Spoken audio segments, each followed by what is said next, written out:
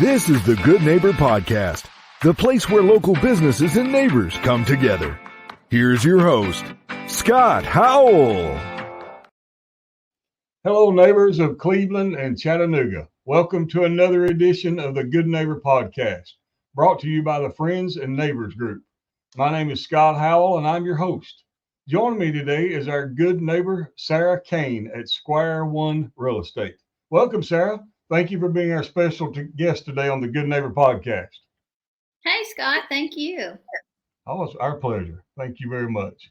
So, we're here today to learn a little bit more about your business, but also yourself as well. So, if you care to kind of start this podcast off and tell us a little bit about yourself and your family?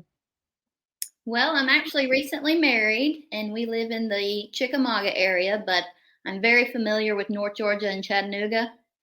And I have been in real estate 12 years, so I understand the ups and downs that it may bring. Okay. All right. Well, congratulations on your new marriage.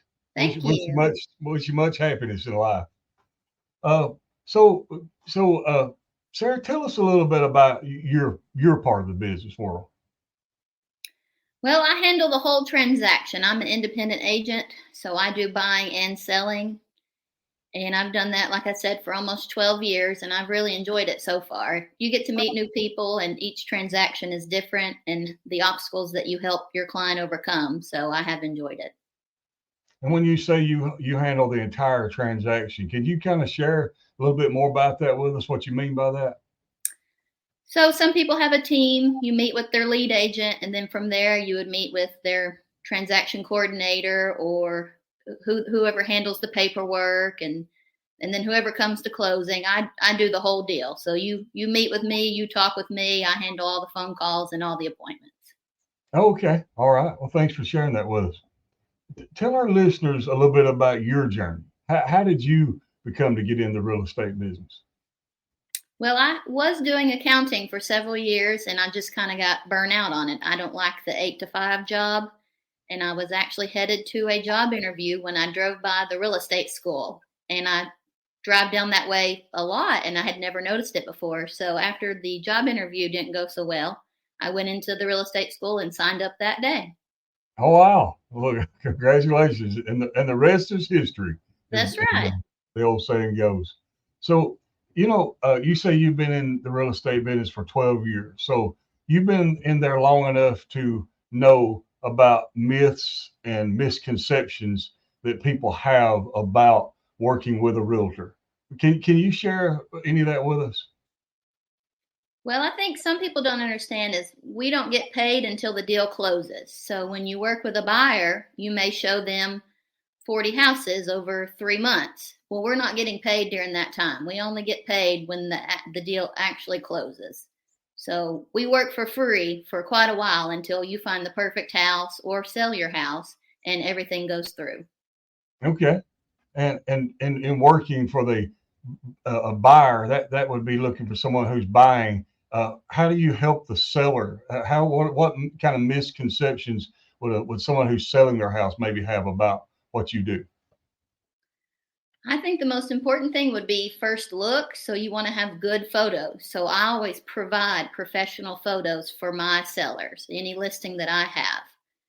And that really helps get your house out there. First look is very important. If they see it online and you don't have good pictures, then they're not going to come back and look at it again.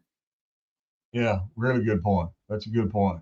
And by saying professional, you use a professional photographer? I do. Okay. Is that you feel like that makes the picture stand out a little better? It does, because if you just took pictures on your iPhone, they're not going to come out as well. Okay. So those are good points. Yeah, the photographer I use, she gets great exterior, interior pictures. She highlights little accents you may have in your house, just little things that she knows a buyer would be looking for. Okay, I can see how that would make a difference. So, stepping outside the business world for a moment, newly married, newlywed, tell me, when you're not working in the business, which I know for realtors never, right? That's right. Realtors kind of like a mother; their work's never done, right? Yeah. But when you are working in your business for the moment, what do y'all do for fun?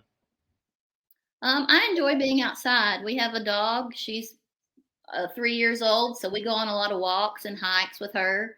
I do a lot of gardening. I've started my own garden the past few years. Just the upkeep of that takes a lot of time. I like to travel.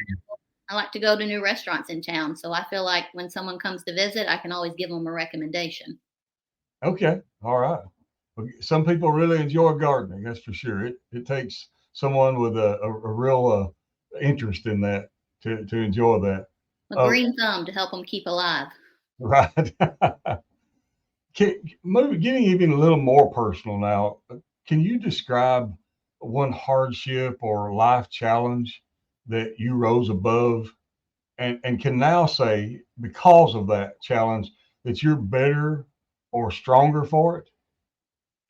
Well, I think in real estate, each deal has their own obligations or obstacles to overcome.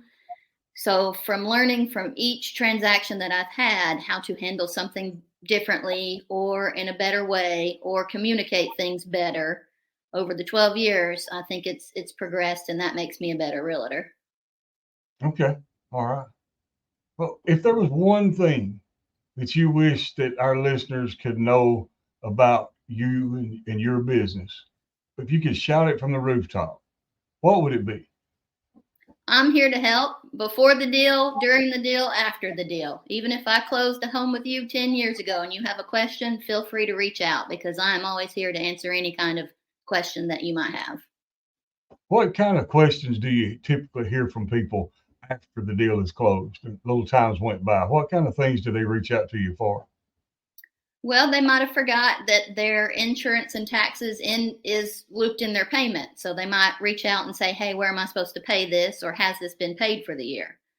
Other people might ask for recommendations for an appliance repair person or a roofing company, just something that may have failed after they moved in, and you have a lot of stress on that. And so I recommend local people that I know and who won't gouge you on the price. Well, that's important. That's extremely helpful too, no doubt. So if one of our listeners wants to know how to contact Sarah Kain and talk to her about helping them find a house or helping them sell a house, how will they reach out to you, the different ways that you have? I have all the social media, and it is Sell with Sarah Kain. And then my direct phone number is 423-595-4727. And like you said, I'm working all the time. And you say you have all the social medias. Can you expand on that just a little bit closer? I think here recently, social media is very important. A lot of people find their realtor on those sites. So I am on Facebook, Instagram, and TikTok. Okay, Facebook, Instagram, and TikTok. And Sarah, I'm going to ask you because there are multiple ways to spell Kain. I want to ask you to spell that out. Your handles on the social media. Sell with Sarah Kain. So SELLWITH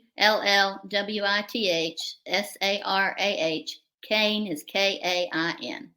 There you go. All right. I know Sarah and Kain both can be spelled multiple ways, so it's good to spell that out so they make sure they get the right Sarah Kain. That's true. All right. Well, thank you for stopping by with us today.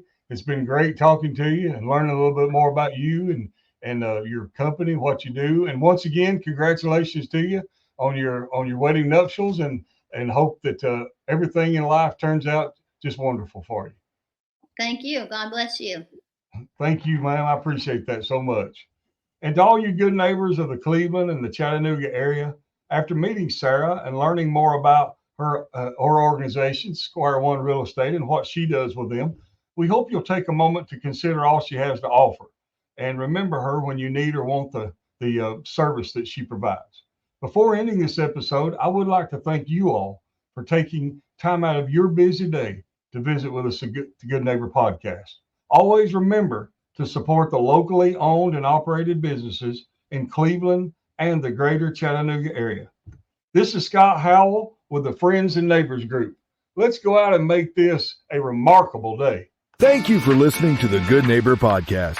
To nominate your favorite local businesses to be featured on the show, go to gnpcleveland.com.